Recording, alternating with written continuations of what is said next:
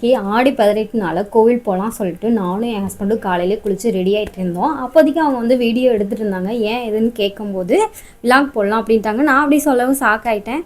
சரி ஓகே நம்மளும் போடலாம் அப்படின்னு சொல்லிட்டு இருந்தோம். அப்புறம் கிளம்பிட்டே இருக்கும்போது என் ஹஸ்பண்ட் வேறு பசிக்குதுன்றாங்க. சரி இரு வரேன் அப்படின்னு சொல்லிட்டு நான் அப்புறம் கூட ரெடி ஆகிட்டுன்ட்டு அப்படியே கிச்சனுக்குள்ளே வந்தேன். கிச்சனில் இங்கே வந்து எங்கள் அத்தை இன்றைக்கி வந்து காலையில் இட்லி செஞ்சு வச்சுருந்தாங்க.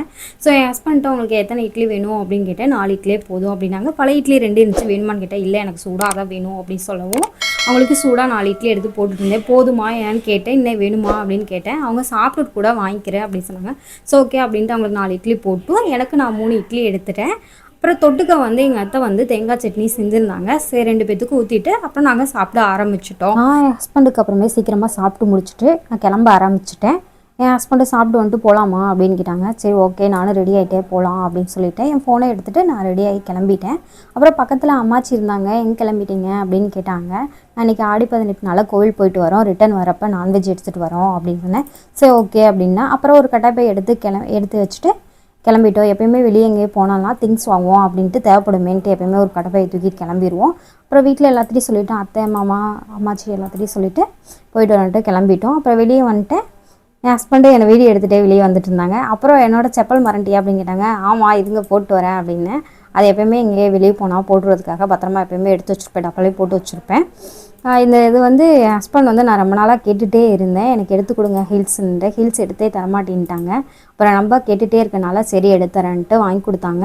நானும் செப்பல் போட்டு அப்படியே கிளம்ப ஆரம்பிச்சிட்டேன். என் ஹஸ்பண்ட் வந்துட்டு இது ரெகுலராக யூஸ் பண்ணக்கூடாது, எங்கேயே போனால் வந்தால் தான் போடணும் அப்படின்ட்டாங்க. சரி ஓகே அப்படின்ட்டு எங்கேயும் நான் வெளியே போனால் மட்டும்தான் அந்த செப்பலை யூஸ் பண்ணுவேன். அப்புறம் சரி நாங்கள் கிளம்பி வெளியே வந்துட்டோம். அப்புறம் என் ஹஸ்பண்ட் நான் வீடியோ எடுத்துகிட்டு இருந்தேன், யார் பைக் ஓட்டுவா அப்படின்னாங்க. நானும் வீராப்பா சரி சாவியை கொடுங்க அப்படின்னு சொல்லிட்டு என் ஹஸ்பண்ட்டை வாங்கி சாவியை பைக்கில் போட்டு வண்டியெல்லாம் ஸ்டார்ட் பண்ணிட்டேங்க. ஸ்டார்ட் பண்ணதுக்கப்புறம் என் ஹஸ்பண்ட் அவன் காலில் எட்டுமான்னாங்க. நான் உட்காந்து கட்டிட்டு எனக்கு எட்டிடுச்சு அப்படின்னு. எப்படி எட்டுச்சு அப்படின்னு கேட்டாங்க. ஹீல்ஸ் போட்டிருக்கேன்ல அப்படின்னு. சரி ஓகே வண்டி எடுது அப்படின்னு சொன்னாங்க. நானும் வண்டியை நகர்த்தி பார்க்குறேன், என்னால் ஒன்றுமே முடியலைங்க.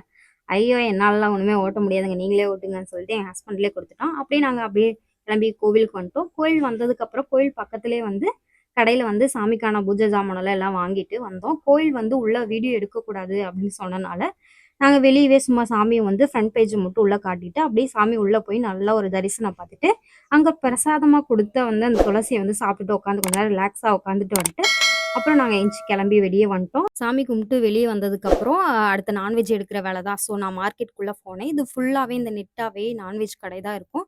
நாங்கள் ரெகுலராகவே விகே கண்ணா பிரைலர்ஸ் அப்படி அங்கே அந்த கடையில் தான் எப்பயுமே நான்வெஜ் எடுப்போம். அது என் ஹஸ்பண்டுக்கும் அவங்க ஃப்ரெண்டுனால ரெகுலராக எப்பயுமே அங்கே எடுப்போம். அங்கே வந்து சிக்கன்ஸ் மட்டன் எதாக இருந்தாலும் வந்து ஃப்ரெஷ்ஷாகவே இருக்கும். நாட்டுக்கோழி ஒரிஜினல் நாட்டுக்கோழி கிடைக்கும். இந்த வாரம் நாங்கள் வந்து 2 கிலோ நாட்டுக்கோழி சொல்லியிருந்தோம். காலையிலே ஃபோன் போட்டு சொன்னனால அவங்க வெட்டி க்ளீன் பண்ணி வச்சுருந்தாங்க. நான் போனோடனே எனக்கு பாக்கெட்டில் போட்டு எடுத்து கொடுத்துட்டாங்க. நானும் நான்வெஜ் வாங்கிட்டு போயிட்டு வரேங்கண்ணா சொல்லிட்டு கிளம்பிட்டோம். அப்புறம் ஹஸ்பண்ட் வேறு எதுவும் வாங்கணுமா கேட்டாங்க. ஆமாம் நாட்டுக்கோழிக்கு மசாலா பாக்கெட்ஸ்லாம் வாங்கணும் அப்படின்னு சொல்லவும் இந்த சிக்கன் கடைக்கு ஆப்போசிட்டில் இருக்க ஒரு தாத்தா கடைக்கு தான் போயிருந்தோம். அங்கே வந்து நாட்டுக்கோழி மசாலா இருக்கான்னு கேட்டேன். இருக்குது சொன்னாங்க. அதுலேயே என் ஹஸ்பண்ட் வந்து அன்னப்பூர்ணால தான் வேணும் அப்படின்னு கேட்டாங்க. அன்னப்பூர்ணா மசாலா இருக்கா அப்படின்னு கேட்டேன். இருக்குன்னு சொன்னாங்க. சரி அதில் ஒரு பாக்கெட் கொடுங்க அப்படின்னு சொன்னேன். அப்புறம் என் ஹஸ்பண்ட் முட்டை வாங்குறியா அப்படின்னு கேட்டாங்க. சரி ஓகே தாத்தா முட்டை இருக்கா அப்படின்னு கேட்டப்ப இருக்குது அப்படின்னு சொன்னாங்க. சரி ஒரு 5 முட்டை கொடுங்க அப்படின்னு கேட்டேன். எடுத்து கொடுத்ததுக்கப்புறம் எவ்வளோ அமௌண்ட் கேட்கவும் அவங்க வந்து 60 ரூபா சொன்னோம். நான் ஸ்கேன் பண்ணி தான் கொடுத்தேன். ஸ்கேன் பண்ண அமௌண்ட்டு எவ்வளோன்னா அந்த தாத்தாட்டே காட்டிட்டு அப்புறம் என்னோடய முட்டையும் மசாலா பாக்கெட்டையும் எடுத்துகிட்டு நானே என் ஹஸ்பண்டு கிளம்பிட்டோம். இந்த மளிகை கடை பக்கத்துலேயே வந்து ஒரு பாட்டிமா வந்து கொத்தமல்லி புதினா வித்துட்டு இருந்தாங்க. எவ்வளோன்னு கேட்டால் 10 ரூபா சொல்லுவோம். சரி அதை ஒன்று எடுத்துக்கிறேன் அப்படின்னு சொல்லிட்டு நல்ல தலையை பார்த்து தேடி எடுத்துட்டேன். அப்புறம் இஞ்சி இருக்கா கேட்கவும் இஞ்சி இருக்குது அப்படி சொன்னாங்க. அது கொடுங்க அப்படின்னா அது எவ்வளோ கேட்டால் 20 ரூபா சொன்னாங்க. ஸோ டோட்டலாக 50 ரூபா அமௌண்ட்டு கொடுத்துட்டு மீதி சேஞ்ச் 20 ரூபா வந்து அவங்களுக்கு எனக்கு கொடுத்தாங்க. சேஞ்ச் வாங்கிட்டு நானே என் ஹஸ்பண்டும் கிளம்பிட்டோம்.